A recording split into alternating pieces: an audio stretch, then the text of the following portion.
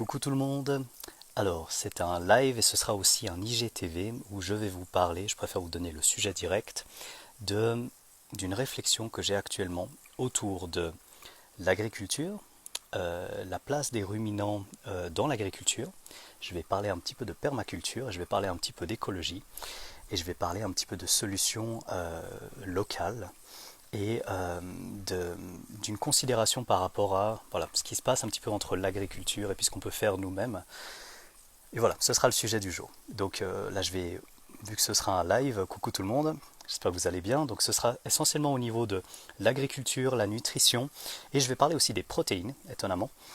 Donc je vais faire le lien, je vais essayer de faire le lien, ça va être un petit peu compliqué, mais entre l'agriculture, les ruminants, les protéines végétales, les protéines de lait notamment. Je vais certainement parler un petit peu de poules aussi, et puis je vais parler globalement de ce qu'on peut faire et de ce que j'ai eu comme réflexion ces derniers temps.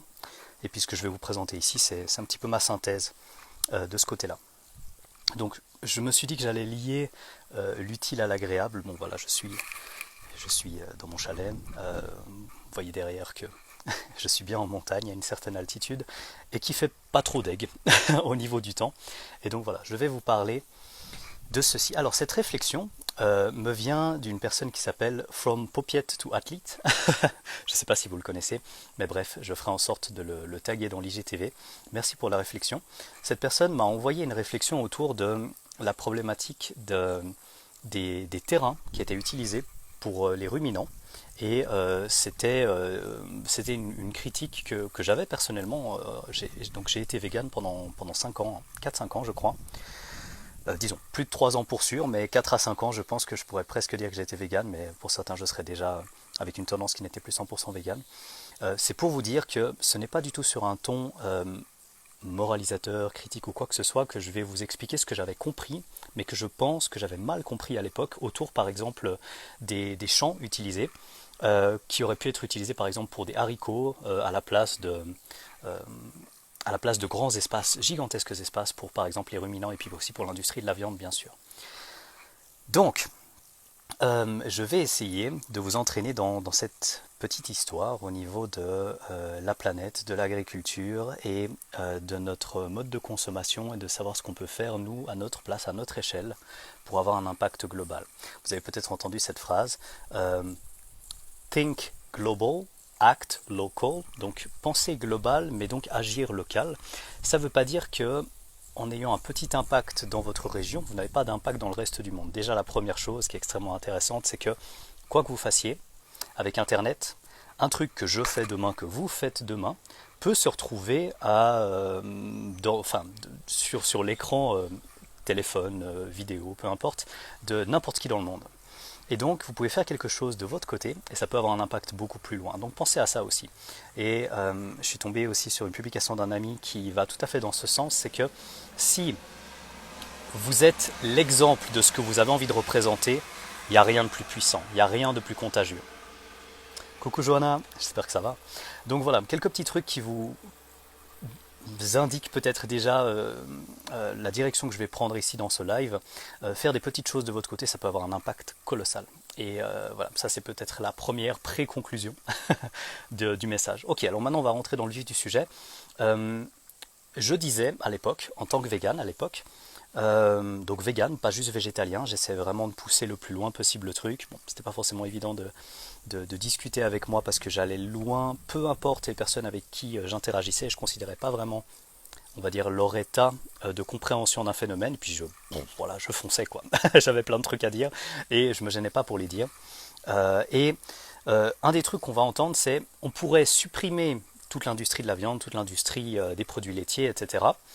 Et vous allez voir que j'ai des idées qui restent toujours assez proches de ça, parce que je pense qu'actuellement l'industrie de la viande, bourrin, etc., et puis l'industrie du lait est tellement, tellement, tellement loin de ce qu'on pourrait faire d'un certain côté. Donc là je vais parler de personnes qui se qualifient par exemple d'omnivores conscients. Alors il y a des gens qui trouvent bizarre d'oser utiliser un terme comme ça, parce que ça veut dire qu'ils considèrent que voilà, ils sont en mesure par exemple de tuer un animal. Ça c'est un sujet très sensible, et que ça peut être fait dans des conditions qui n'ont rien à voir avec voilà, les abattoirs actuellement.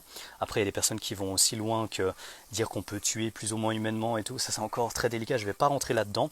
Ce que je vais vous dire, c'est que actuellement, je pense, et ça je dis, même alors que moi je consomme des œufs et des produits laitiers, je pense qu'effectivement il y a un gros problème au niveau de l'agriculture à la pétrochimie qu'on appelle l'agriculture conventionnelle. Donc ça veut dire que finalement l'agriculture de base, ça va être de la pétrochimie, de la monoculture, et puis en gros on va bousiller les sols. Je ne sais pas si vous êtes au courant de ce qui se passe dans le sol. Moi je suis incapable de vous dire tout ce qui se passe dans le sol. Par contre je peux vous dire que c'est un des endroits les plus vivants. Et le sol, rien que marcher sur le sol, dans les 20 premiers centimètres, vous avez énormément de vie en fait. Et si vous utilisez le sol juste comme une espèce de plateforme en gros, et puis que vous y allez à la pétrochimie, allez c'est parti, je vais pas citer les pesticides, etc. pour pas qu'il y ait de soucis avec cette vidéo, mais vous allez très bien comprendre de quoi je parle. Et puis qu'en gros, vous faites juste les mêmes cultures, qui sont bien évidemment, vu qu'il n'y a qu'une seule culture, il n'y a pas de biodiversité, rien du tout, elles sont attaquées dans tous les sens par ce qui est censé justement se réguler à travers une certaine biodiversité, bah vous êtes obligé, littéralement, avec ce mode de culture de merde, hein, pour être clair, vous êtes obligé d'utiliser les pesticides. Et puis vous êtes dans un cercle vicieux. Puis en gros, vous bousillez les terres. Et avec ça, vous cumulez ceci, par exemple culture de soja, la monoculture de soja. Ensuite, vous donnez ça par exemple à des ruminants. Et ensuite, bon bah voilà, ces ruminants, soit ils produisent du lait, soit ils produisent du lait et ensuite ils vont bah voilà, représenter de la viande, on va dire ça comme ça. Et c'est compliqué. C'est compliqué de sortir de ce système. Donc il y a une espèce de lien entre tout ça. Et ça, littéralement, c'est de la merde. Je l'assume totalement, c'est ce que je pense. J'ai même dit c'est de la merde parce que ça fait partie des rares trucs que je pense actuellement comprendre comme étant une des plus grosses problématiques qu'on a actuellement sur la planète. Par contre, bon, j'ai la chance de vivre à côté d'une ferme.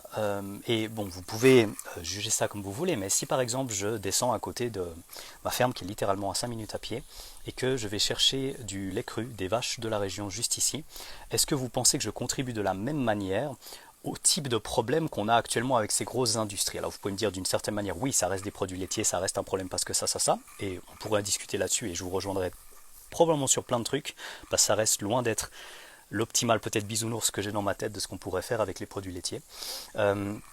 Mais je ne suis pas, et ça je le dis très clairement, je ne suis pas dans ce système où justement je laisse tout être fait pour moi pour que j'aille juste chercher les trucs en supermarché. Et ça c'est une grosse différence. Et ça ne veut pas dire que je suis en train de critiquer les personnes ici qui le font, parce qu'on fait tous au mieux en fonction de ce qu'on comprend, en fonction de la situation. Donc ce qui est compliqué avec ce message, c'est que probablement à plusieurs moments vous allez peut-être vous remettre en question, mais il ne faut pas vous sentir jugé. Ce que j'aimerais vous aider, ce que j'aimerais vous suggérer, c'est vous aider à avoir une réflexion autour de ça. Et si à un moment vous vous sentez lésé ou agressé par la vidéo, je m'excuse d'avance parce que ce ne sera absolument pas le but du message, c'est que vous puissiez prendre des trucs qui vous intéressent pour les appliquer. Donc, on sort de ce mode de production vraiment bourrin, avec l'agriculture qu'on appelle la monoculture à la pétrochimie en gros, entre guillemets dite conventionnelle, et puis tout ce qui tourne autour, et puis on va dire qu'on va clairement exploiter les animaux de manière absolument dégueulasse, et puis ça va en faire, effectivement, on va avoir des produits laitiers, on va avoir de la viande, ça va se retrouver en supermarché, ce sera rentable entre guillemets, mais probablement que c'est pas du tout quelque chose qui va respecter l'écologie. Cela dit, là, la base de cette réflexion vient du fait que des personnes disent on pourrait manger directement les plantes plutôt que d'avoir des intermédiaires. Donc on parle des ruminants comme intermédiaires, je m'excuse, hein, mais c'est les termes qui sont utilisés.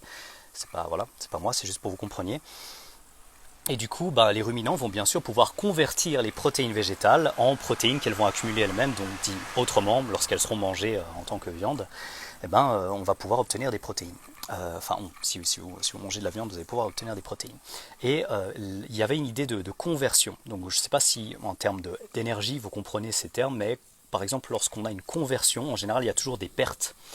Par exemple vous transformez quelque chose en autre chose, si je parle d'un domaine que je comprends peut-être un peu mieux que tout ce truc compliqué dans lequel j'essaie de vous guider, vous prenez des glucides, vous les convertissez en lipides, vous avez une perte, vous n'avez pas 100% de conservation de l'énergie représentée à la base.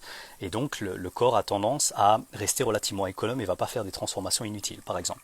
Donc si on reprend cet exemple des vaches qui broutent de l'herbe, donc qui mangent aussi d'autres choses qui vont être des fois un peu plus riches en protéines, par exemple dans l'agriculture un peu bourrin, clairement bourrin, vous allez avoir beaucoup de soja.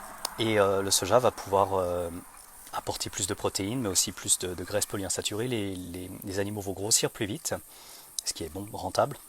follow the money, hein, c'est pas très compliqué. Et ça va pas du tout aider par contre au niveau de la santé de l'animal, mais il va y avoir des protéines qui vont être en gros accumulées. Et l'idée c'est de savoir si on ne devrait pas mieux nous directement manger du soja, pour faire le raccourci, que faire pousser du soja, donner la majorité de ce soja aux ruminants et ensuite soit manger les ruminants, soit consommer les produits laitiers. Et là il y a un souci et en même temps il y a une bonne réflexion. La bonne réflexion vient du fait que voilà, on constate qu'il y a un problème. Il y a un putain de problème. Je suis informel, je sais, mais ça c'est un sujet, voilà, c'est quelque chose que je ne vais pas vraiment pouvoir aborder sans aucune émotion. Donc on peut faire beaucoup mieux que de donner du soja de toute façon aux ruminants. Les ruminants sont censés pouvoir se balader librement, être à l'air libre et pouvoir brouter de l'herbe. Donc c'est aussi simple que ce que je viens de dire. Et ça correspondrait beaucoup plus à leur physiologie. Les ruminants ont un système digestif à plusieurs compartiments. Vous connaissez peut-être la panse, ou le rumen comme on dit en anglais. Ça se dit aussi en français je crois. Qui permet d'extraire beaucoup plus de choses des végétaux que ce que nous on est capable de faire en tant qu'organisme monogastrique.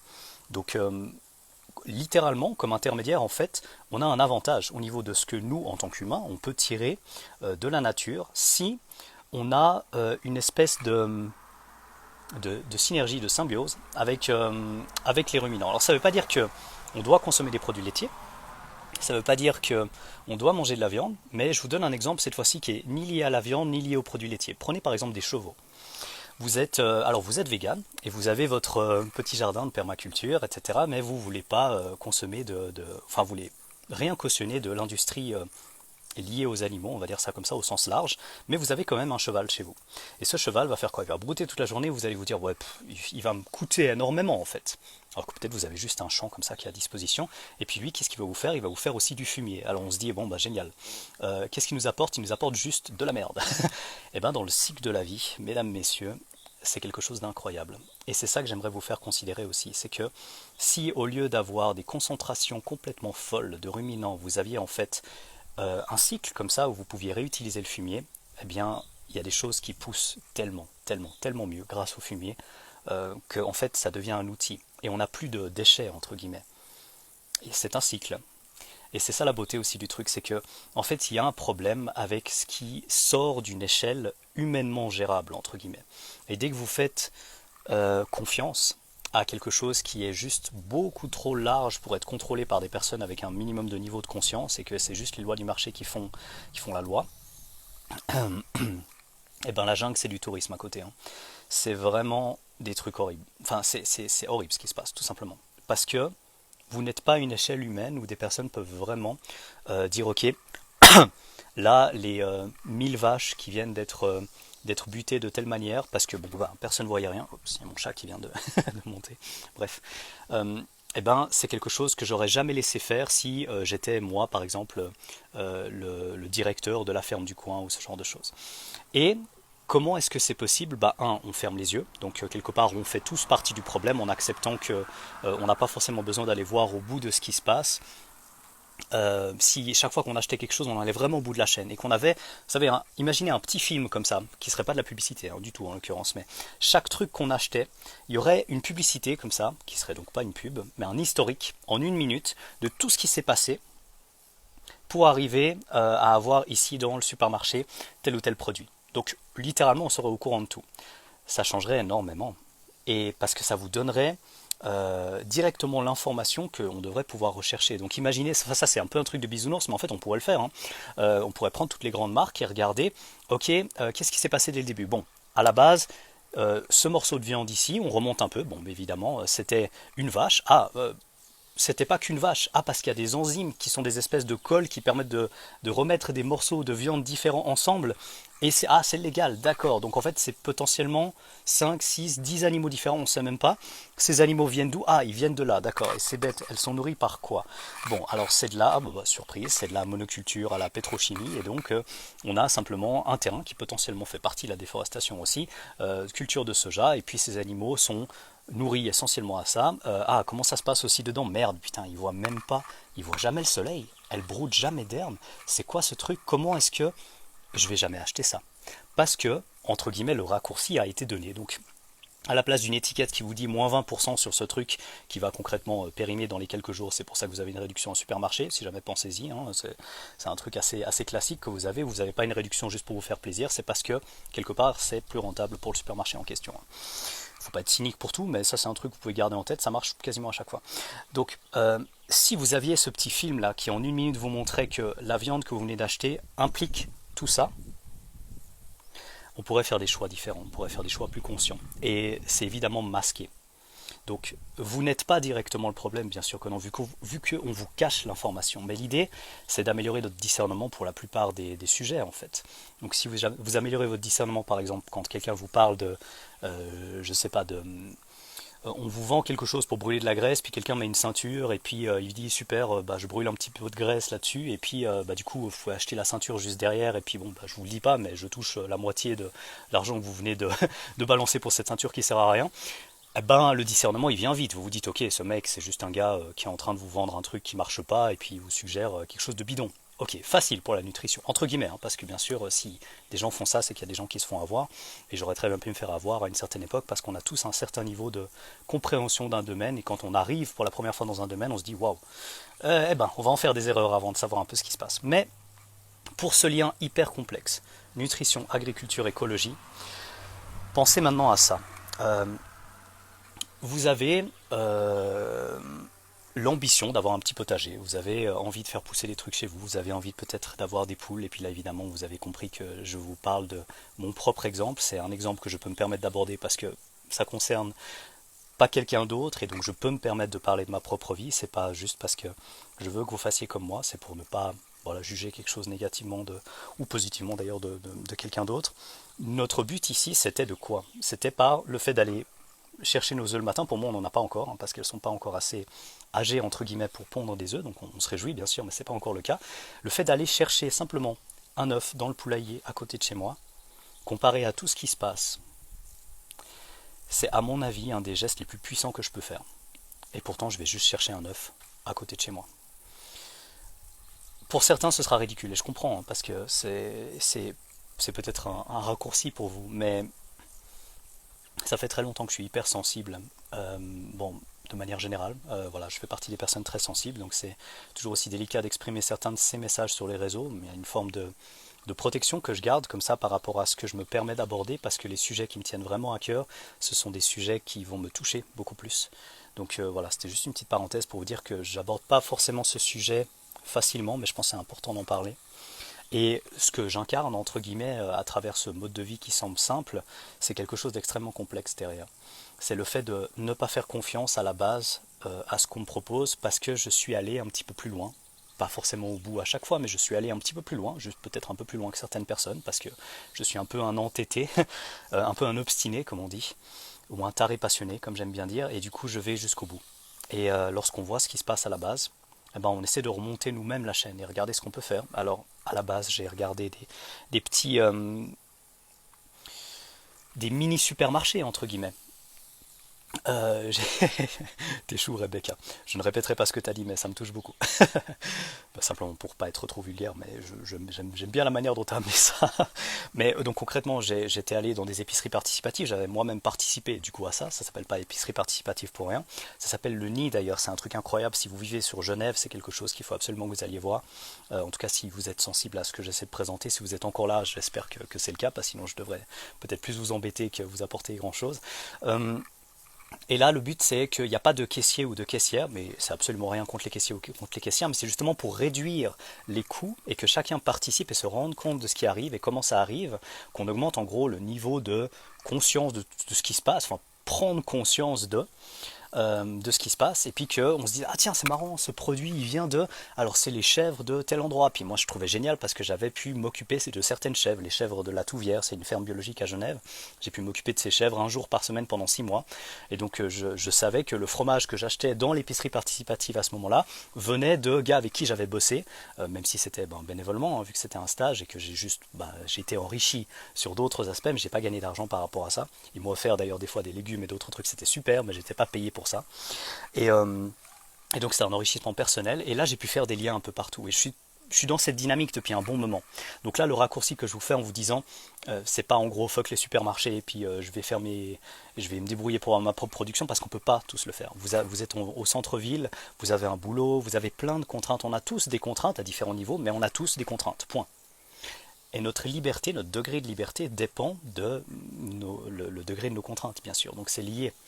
Et c'était ça en fait le message. C'était vous dire, lorsque vous allez juste dire, je pense qu'on peut régler la totalité des problèmes juste en passant de production de produits laitiers industriels bourrins à des productions de haricots rouges par exemple, parce qu'il y a beaucoup de protéines dans les haricots rouges, il y a plus de 40% dans certaines variétés d'haricots. Moi c'est un truc que je consommais en grande quantité quand j'étais vegan à l'époque. Et je me disais, super, c'est une des plus grosses sources de protéines, c'est cool, j'ai besoin de protéines en étant vegan, je dois même en manger un peu plus parce que je sais qu'elles sont moins facilement assimilables, du coup je blindais en haricots rouges.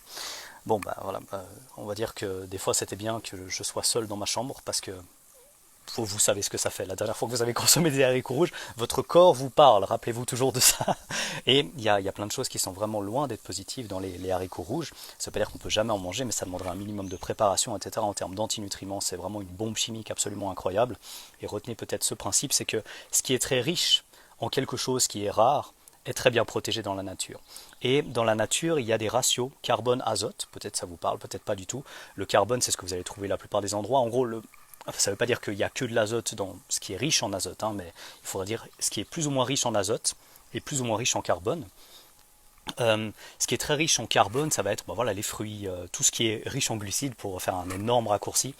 Et puis ce qui est riche en azote, c'est ce qui va être plus riche en protéines au final. Parce que azote, acides aminés qui sont constitués d'azote, le N que vous trouvez dans les formules chimiques, eh bien lorsque vous avez des acides aminés, ça vient de quelque part. Ça vient à la base de ce qu'on appelle des accumulateurs d'azote, et c'est grâce aux bactéries que certaines plantes peuvent accumuler l'azote atmosphérique. Donc là je suis en train de vous dire que les protéines qu'on mange à un certain stade viennent à la base de l'air qu'on respire, ce gaz inerte entre guillemets.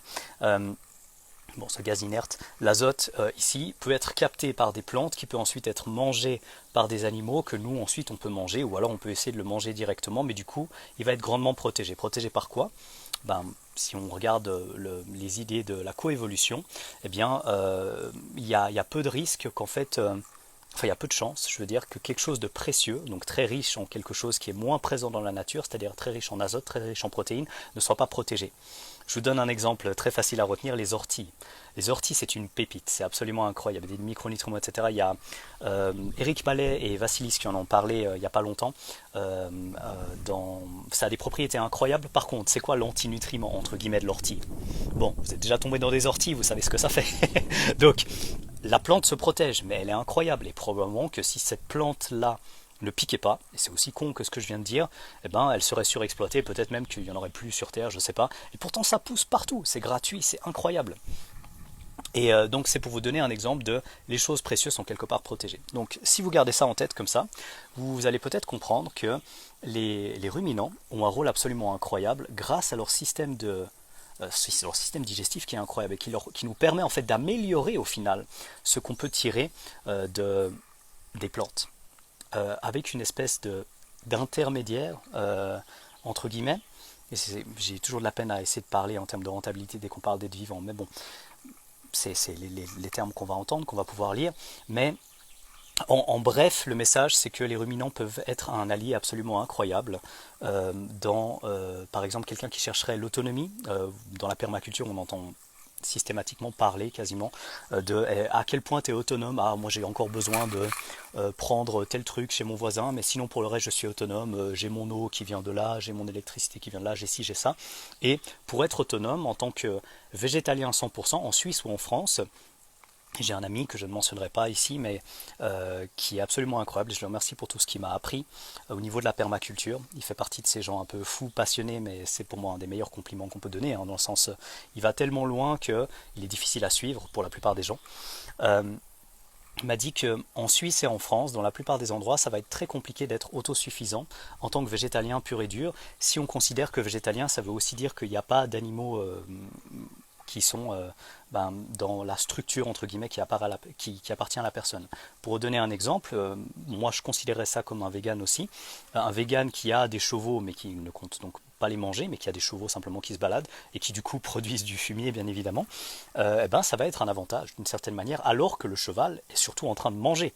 Mais, cycle de la vie, tout ça je vous le fais pas, le fumier c'est incroyable. C'est quelque chose qui va fertiliser ces sols et c'est un truc de fou.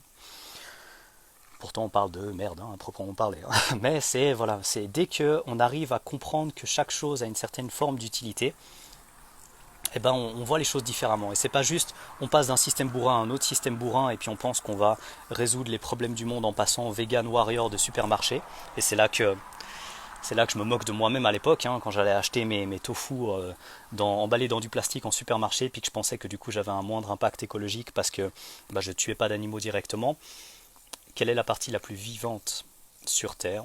C'est le sol. C'est le sol. On ne le voit pas, bien sûr. Et à l'époque, je dis pas que j'avais aucune leçon de ce côté-là, mais je ne l'avais pas conscientisé. Et lorsqu'on fait, même en étant 100% vegan, de la monoculture industrielle, donc on consomme essentiellement des haricots d'agriculture conventionnelle, ou d'ailleurs vous pouvez consommer des amandes, vous pouvez consommer plein de choses qui sont à base de l'agriculture juste totalement bourrin, ça bousille tout. Ça bousille tout et ça bousille toute la vie du sol, etc. Et ça prend beaucoup de place aussi. Donc, à mon avis, le souci est un petit peu exagéré lorsqu'on dit il faut juste passer de produits laitiers, on consomme du lait, on consomme des œufs, on consomme de la viande, on consomme plus rien de tout ça parce que ce qui se passe avec les animaux c'est nul et du coup on va remplacer ça par la monoculture bourrin, mais au moins il y aura plus d'animaux. Ça à mon avis c'est un raccourci. Par contre, ce qui est totalement vrai, avec lequel je suis totalement d'accord, après ça dépend de votre sensibilité et de ce que vous en pensez, mais je vais dire ça comme ça, à mon avis, oui, on fait énormément de merde avec les animaux aujourd'hui et c'est juste scandaleux ce qui se passe. Si vous avez le courage d'aller voir vraiment ce qui se passe à la base.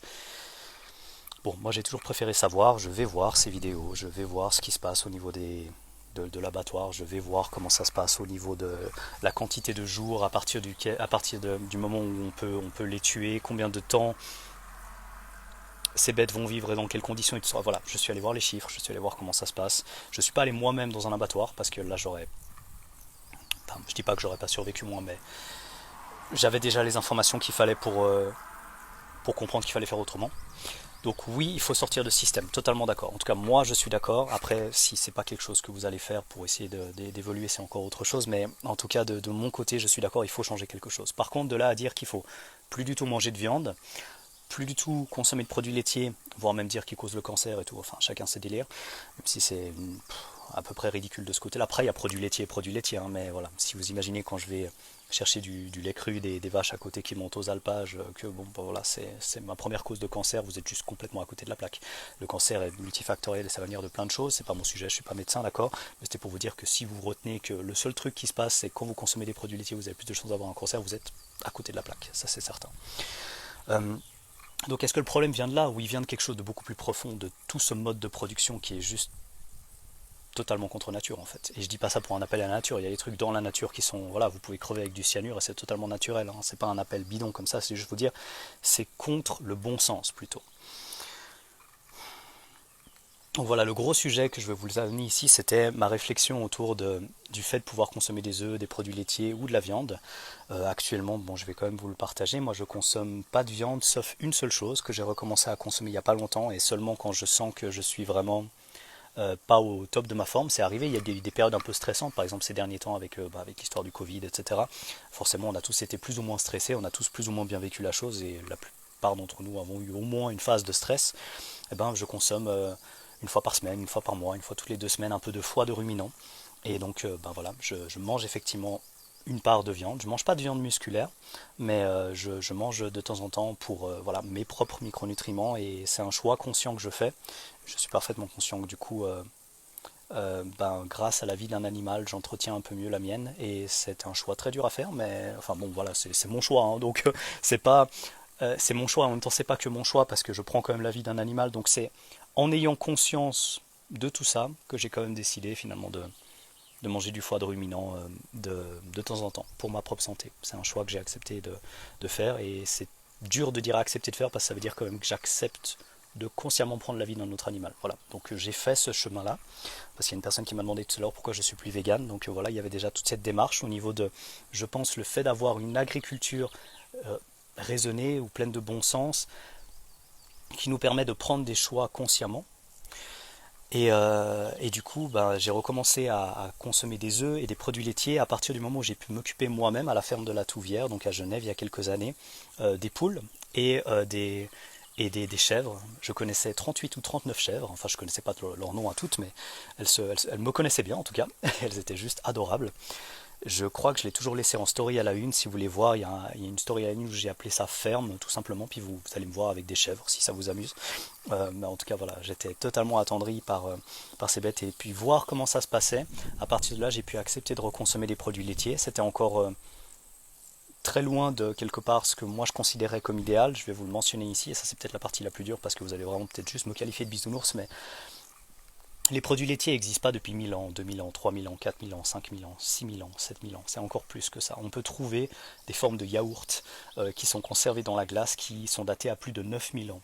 Donc, peu importe ce que vous avez comme vision, j'ai envie de dire, de l'évolution de l'humanité, etc., les poules, même en étant le plus conservateur possible, on sait qu'elles sont domestiquées depuis plus de 7000 ans.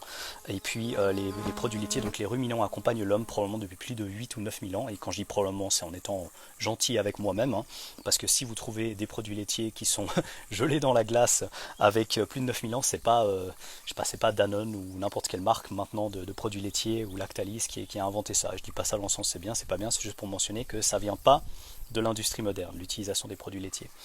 Et si ça vient d'une certaine époque et que ça a pu être fait d'une meilleure manière, moi ce que je pense pour le moment, c'est que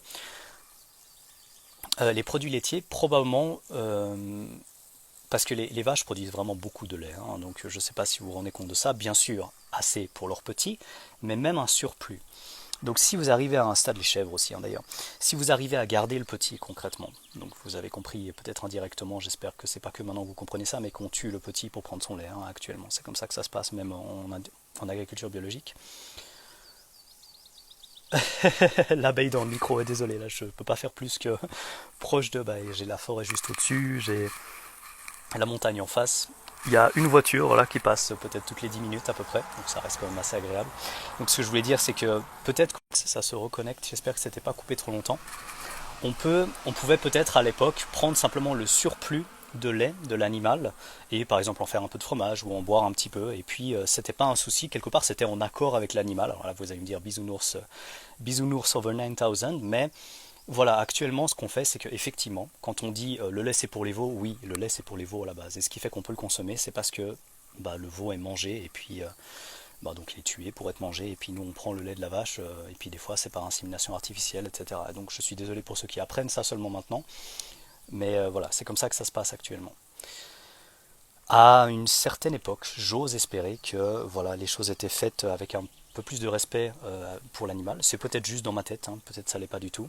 Mais je sais, parce que j'ai un ami, je ne sais pas si tu es là d'ailleurs, il se reconnaîtra bien sûr, qui m'a dit qu'il avait réussi à trouver des produits laitiers où l'éleveur prenait seulement le surplus de lait. Donc ça veut dire que voilà, il y avait des chèvres, les cabris restaient vivants concrètement, et puis le surplus de lait donc pendant la traite, n'empêchait pas aux petits de survivre. Donc c'était vraiment un surplus, genre la, la chèvre qui avait suffisamment de lait pour donner à la fois du lait aux humains et du lait bien sûr à son petit.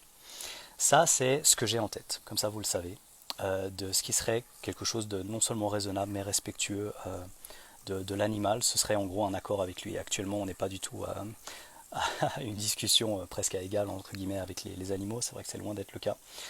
Et voilà, comme ça je vous le partage quand même. J'espère un jour il y aura quelque chose comme ça qui sera possible. Peut-être même que j'y contribuerai, j'espère. Pour le moment, bah voilà, nous on a des poules, on en a 4. On a des poussins qui vont en partie devenir des poules et on aura certainement quelques coqs aussi pour vous parler du choix qu'on va faire parce que j'anticipe vos éventuelles questions là-dessus. Si on a des mâles, donc on devrait les garder, mais à un moment on devrait peut-être pas les garder pour bon ça paraît bête hein, et ça fait un peu problème de luxe mais pour le bruit et puis parce qu'on voulait surtout des œufs à la base mais on va pas on va donc soit les donner soit les vendre mais on va demander à la personne qui viendra chercher donc euh, nos coqs de ne pas les tuer, de ne pas les prendre pour de la viande. Donc voilà, c'est pas pour dire vous n'avez pas le droit de manger de la viande ou autre, mais c'est là où on en est nous et c'est ce qu'on va faire.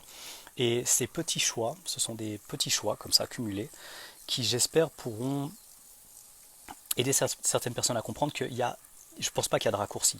Je pense pas qu'il y a de raccourci possible avec le fait de passer par exemple de omnivore à vegan et de régler tous les problèmes du monde. Parce qu'en étant vegan, en restant dans de la monoculture industrielle bourrin, il va pas se passer grand chose de positif. Cela dit, on a déjà fait un bout de chemin parce que bien sûr, c'est énorme déjà de considérer ce qui se passe au niveau des animaux. Et ensuite, on pourrait entre guillemets avoir des omnivores conscients, des végétariens conscients, etc.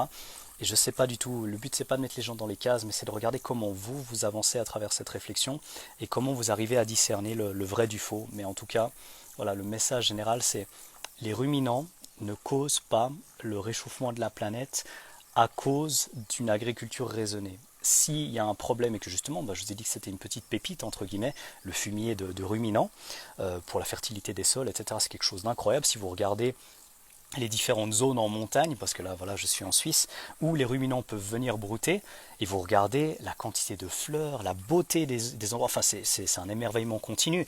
Vous voyez des fleurs partout, vous voyez du coup des abeilles qui viennent, et puis en gros, je veux, bon, allez, je vais le dire comme ça, le caca, la merde, les bouses, des ruminants ont amené la vie, ont entretenu la vie, parce que c'est un cycle, et puis on oublie ce genre de trucs. Donc voilà, c'est important d'en parler.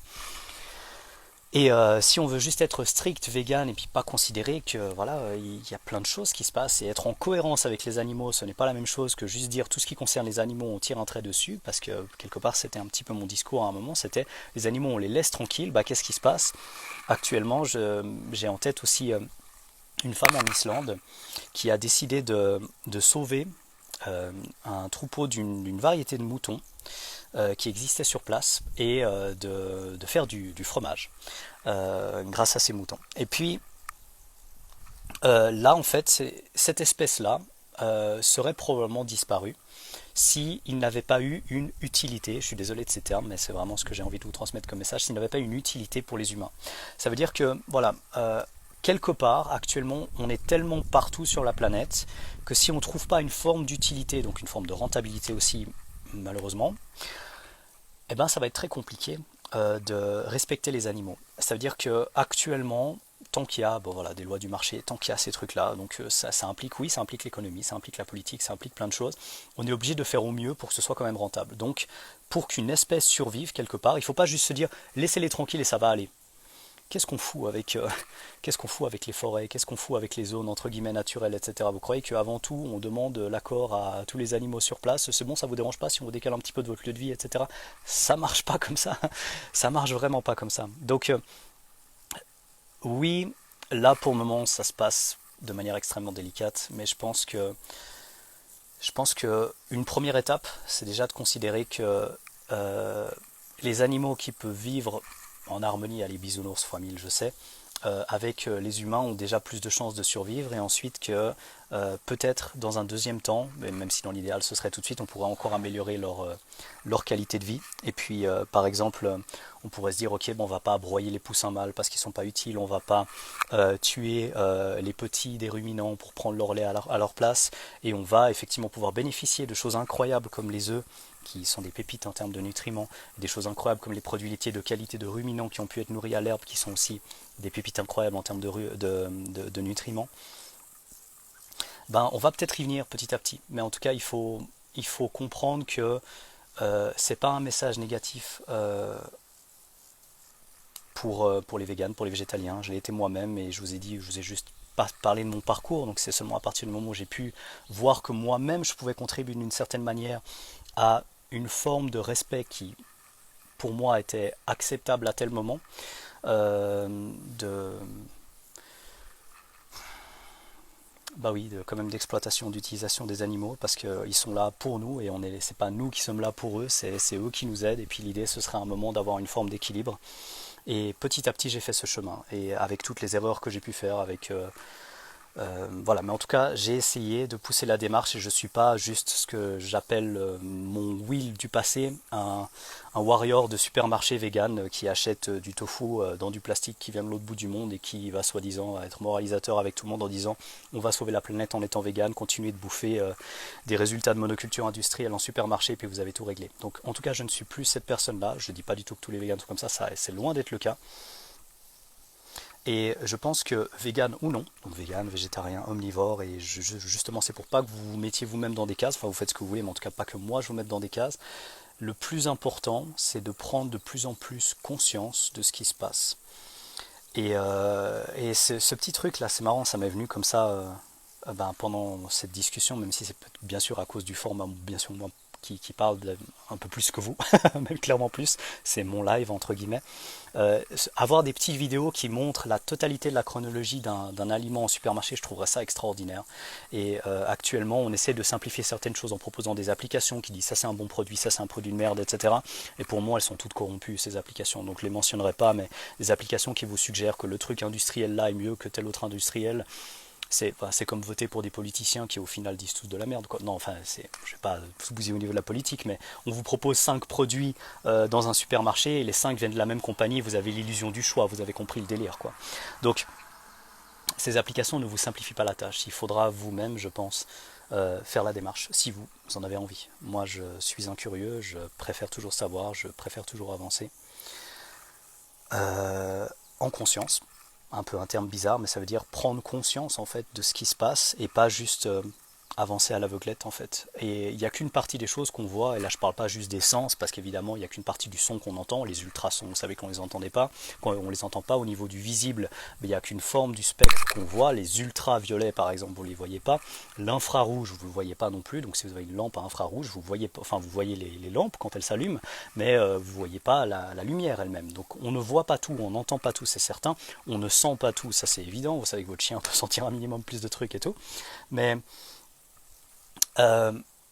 prendre conscience de quelque chose, c'est extrêmement simple.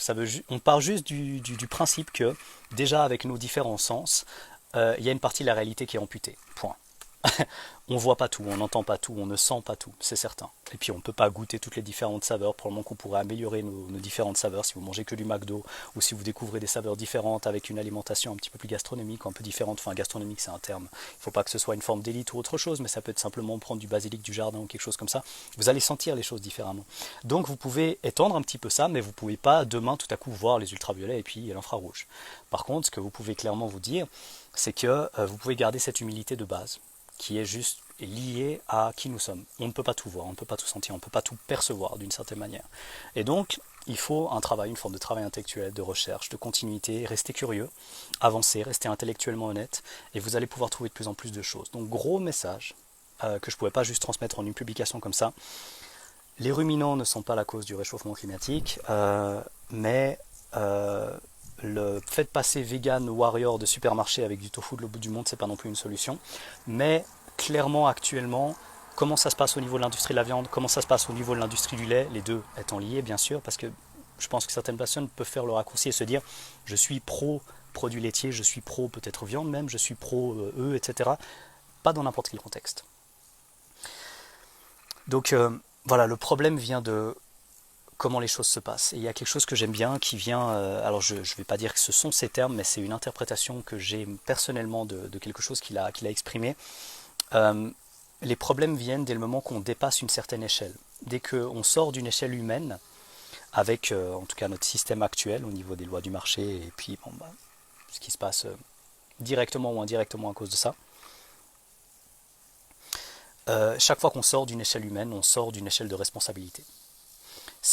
Alors je vous donne l'exemple le plus simple. Je vous envoie un mail. Je vous envoie un mail juste à vous et je vous dis si vous pouvez, enfin si tu peux m'aider, si toi Sarah, si toi Laura, si toi Alexandre, si toi Bob, peu importe, tu peux m'aider pour tel truc, vous allez vous sentir concerné. Si j'envoie un mail et que je vous dis salut tout le monde, et puis vous voyez une liste avec 55 destinataires, une aide serait vachement cool pour tel truc, vous allez vous sentir plus concerné à quel moment? Quand vous êtes directement concerné ou lorsqu'il y a 54 autres personnes qui sont concernées? Vous avez compris que votre implication, votre notion de responsabilité d'une certaine manière, va complètement changer en fonction du nombre de personnes. Donc si vous allez dans un supermarché et que vous avez une échelle hiérarchique avec 10 grades différents. Vous avez toujours un N+1 et puis il y a toujours un N+1 au-dessus du N+1 comme on dit.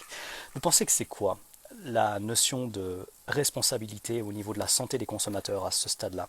Quand on peut vous dire, vous avez deux possibilités. Soit vous diminuez un peu la pureté du produit et vous faites du coup une petite marge ici. À terme, à la fin de l'année, ça peut représenter 10 000 euros. Ou vous respectez le consommateur, vous achetez plutôt ce truc-là qui coûte un peu plus cher, mais clairement ce sera mieux pour la santé du consommateur. je peux vous dire que plus vous montez en grade, entre guillemets, euh, pas plus vous vous éloignez d'une véritable échelle de conscience, mais plus vous vous éloignez, en tout cas, de cette nécessité, entre guillemets, d'avoir une forme de respect d'échelle humaine. Et je pense que si on était tous en petits groupes de peut-être maximum 100 personnes dans des villages, etc., vous savez, il y a un truc qui est vieux comme le monde, c'est les rumeurs. Et si quelqu'un se comporte comme un connard, dans un village de 100 personnes, je peux vous dire que ça fait vite le tour. Si un businessman se comporte comme un connard et gagne plus d'argent que les autres, il fait la une du Forbes magazine, quoi. Et je ne veux pas dire qu'on doit tous vivre dans des petits villages, mais gardez en tête qu'il y a cette notion d'échelle humaine qui est extrêmement importante pour une responsabilité et pour un comportement humain aussi. Pour un comportement avec une certaine empathie. Dès que vous êtes juste dans les chiffres et que vous êtes juste avec des N+1, vous sortez complètement de toute forme de responsabilité. Donc voilà, peut-être gardez ça en tête. Si vous essayez de régler le problème, essayez d'être vous-même, d'incarner pleinement ce que vous avez en tête à un moment donné. Et je pense que vous allez pouvoir apporter beaucoup autour de vous, simplement en essayant d'être une meilleure version de vous-même. C'est un peu la phrase bateau qu'on entend partout, mais c'est le seul truc qu'on peut faire. On ne peut pas être quelqu'un d'autre. On peut juste être nous, un petit peu mieux ou un peu moins bien. Ça dépend comment vous évoluez. Si vous évoluez ou si vous involuez, ça dépend. Et donc j'espère que vous allez pouvoir avoir un impact sur votre entourage, mais j'espère avant tout que vous allez pouvoir avoir un impact sur vous-même, parce que c'est ce qui au final va faire qu'on va pouvoir changer les choses. Pour rappel, depuis le tout début de cette vidéo, je vous ai dit que c'est pas parce que vous êtes isolé quelque part que vous pouvez pas avoir un impact ailleurs. Parce que maintenant avec Internet, en l'espace d'un instant, vous pouvez avoir un impact à l'autre bout du monde. Et ce qui est fou, c'est que, bon, je vous donne ma perspective, hein. Bon, j'ai pu écrire 3 livres jusqu'à maintenant, et quand je reçois par exemple un message de quelqu'un qui me dit « Ouais, je suis à l'île de la Réunion et j'ai lu ton bouquin sur les secrets de la sèche et tout, ça m'a vachement aidé pour moi et mes clients », je fais « Waouh !» Il y a un mec ou une femme à l'île de la Réunion qui m'envoie ça, et je me dis « C'est génial !» Et en même temps, qu'est-ce qu'on voit, qu'est-ce qu'on a au sommet des tendances, etc. Eh ben, on a beaucoup plus de choses qui sont liées avec, bon, bien sûr, plutôt le côté divertissement, etc. Mais c'est égal, après, on peut faire du divertissement, avoir des impacts extrêmement positifs. Et puis, on peut aussi être parmi les personnes les plus visibles du monde et puis faire carrément de la merde. Donc on a une forme de responsabilité avec notre propre visibilité, puis moi ce que j'espère véhiculer comme message, c'est celui que c'est en se changeant nous-mêmes qu'on va avoir le plus d'impact sur les autres, parce que ce sont des changements qui ont un sens. Et donc quand j'irai, parce que c'est pas encore le cas, quand j'irai chercher les œufs des poules qui nous accompagnent, pour pas dire mes poules, parce que j'ai de la peine à dire mes poules, des poules qui nous accompagnent, bon, ils n'ont pas eu vraiment le choix, allez, je vais le dire, de nos poules, eh ben, ce sera un acte, à mon avis, profondément guerrier. Allez, j'assume le terme, les guerriers de la Terre, les guerriers de la planète. Pas parce qu'on est en train de combattre physiquement et de taper sur des mecs et de faire la loi, mais parce que on a recréé une forme d'équilibre qui est hautement contagieux. Parce que, comme on dit en anglais, lead by example. Les meilleurs leaders, à mon avis, sont des personnes qui incarnent le message qu'elles essaient de véhiculer. Donc voilà, un petit peu un long live IGTV, entre guillemets. Je vous remercie beaucoup pour les interactions. J'ai pu en lire quelques-unes. J'ai essayé de pas non plus trop lire vos messages. C'était délibéré pour pas pouvoir aller trop loin, parce que je savais que j'allais déjà partir un petit peu dans tous les sens. Donc voilà, le message est toujours le même. Il y a quelques principes comme ça, un peu la substantifique moelle, comme on dit, qui ressort encore. C'est faites au mieux en fonction de votre situation, et bien sûr si vous le désirez, parce que je ne peux rien vous imposer, c'est vous qui choisissez ce que vous faites ou ce que vous ne faites pas. Bon, vous le savez intuitivement, il n'y a pire sourd que celui qui ne veut pas entendre, donc c'est pas l'enseignant qui choisit ce que les élèves retiennent. C'est toujours l'élève qui décide ou non d'écouter un message. Et pour que le message soit écouté, je pense qu'une forme de cohérence, une forme de bon sens, une forme de légitimité vient de l'honnêteté intellectuelle, de l'authenticité du message, et finalement avec des choses très simples, vous pouvez avoir un impact colossal.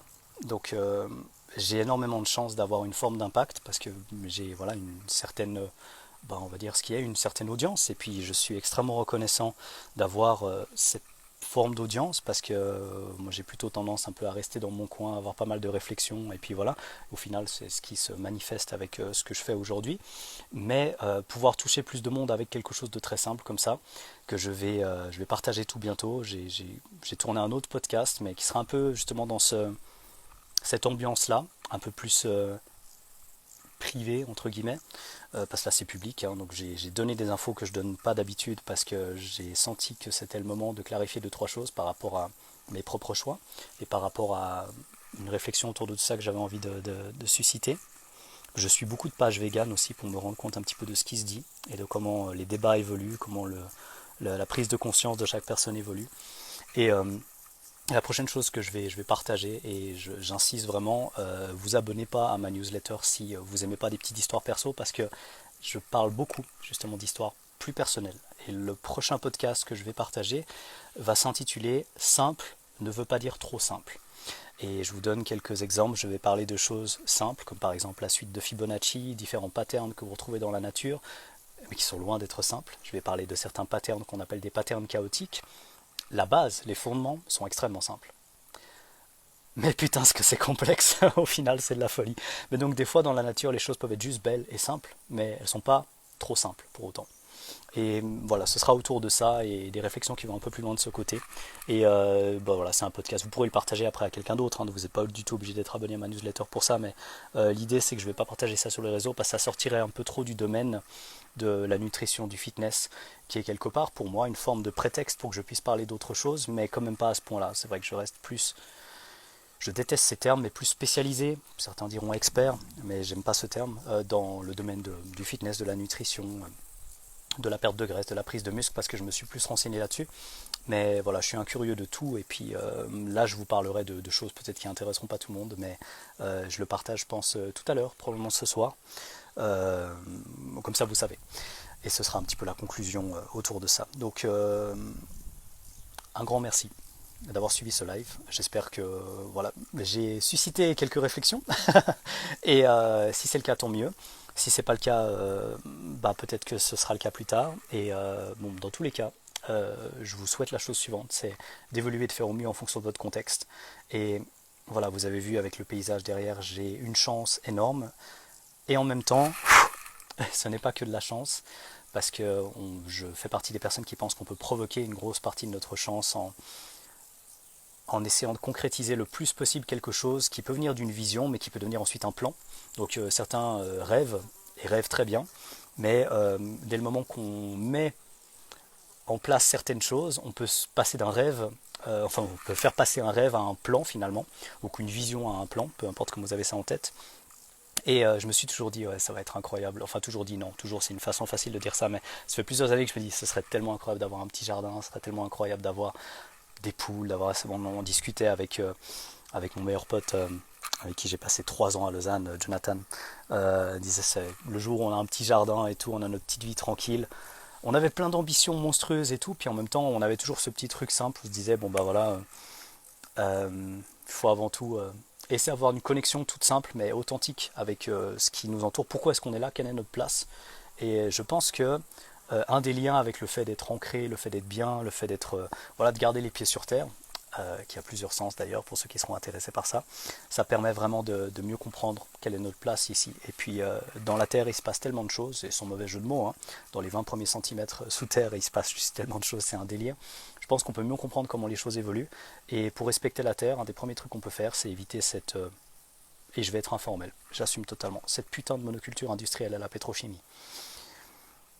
Donc voilà, message un peu fort, et message peut-être un peu inhabituel, parce que vous allez peut-être m'entendre plus calme, posé, pour pas dire mesuré, parce que j'aime pas toujours mesurer ce que je dis et y aller avec une méthode analytique, comme ça j'aime bien le côté aussi ressentir les choses, etc. C'est tellement plus facile lorsqu'on est dans la nature, c'est tellement plus agréable, parce que voilà, essayer de ressentir les 18 Wi-Fi qu'on a autour de nous quand on est au milieu d'un appartement au centre-ville, c'est pas la même chose. Là, voilà, comme vous avez vu, il y a un petit bruit d'abeilles, il y a Miyokin, donc notre chat qui est au sol en train de se retourner d'un côté et de l'autre sur le sol, qui tout à coup décide d'attaquer un papillon. On a de plus en plus de fleurs, on a planté beaucoup de fleurs mellifères. La prochaine étape, ce sera probablement l'apiculture. Mais pour le moment, on essaie d'évoluer avec les poules et puis regarder comment ça se passe. Donc voilà, c'était pour vous présenter cette réflexion. Je vous remercie une dernière fois pour le live, et je vous dis à la prochaine, peu importe le format. Merci d'avoir suivi ça, et désolé pour les commentaires, j'ai pas pu répondre à tout, j'ai essayé de garder une forme de fil conducteur. Voilà, un grand merci de l'avoir suivi, et j'espère vous avoir apporté quelque chose, et je vous dis à la prochaine. Ciao ciao, et ce sera donc en IGTV.